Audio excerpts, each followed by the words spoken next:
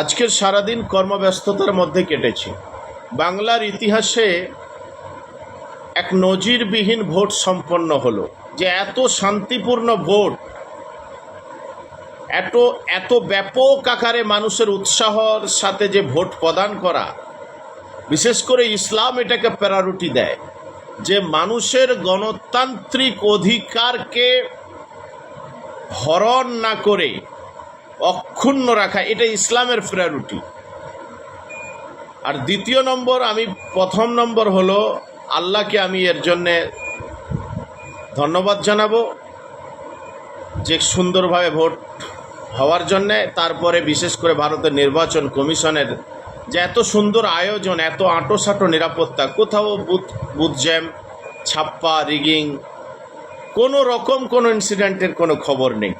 আমি ধন্যবাদ জানাবো যে বাংলার বুকে, অন্তত বাংলার ইতিহাসে এত সুন্দর একটা নির্বাচন হয়েছে।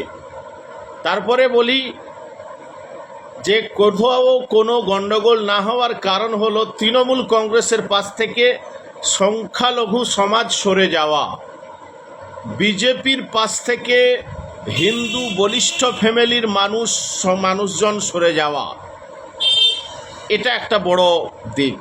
কারণ যারাই ময়দানে গণ্ডগোল করে তারা তো নেই, তো কারে নিয়ে গণ্ডগোল করবে?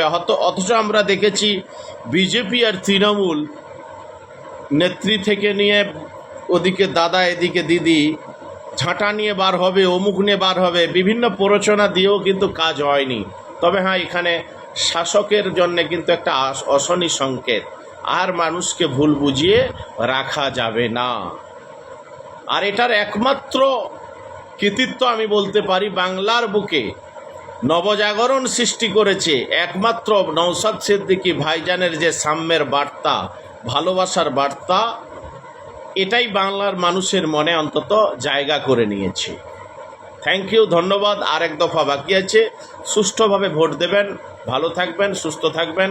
সৌভ্রাতৃত্ব বোধের বাঁধনে আমরা যাতে ঐক্যবদ্ধ থাকতে পারি, আমি প্রত্যেকটা নন্দীগ্রামবাসী, প্রত্যেকটা এলাকার মানুষকে আমি বলবো, বার্তা দেব। থ্যাংক ইউ, ধন্যবাদ।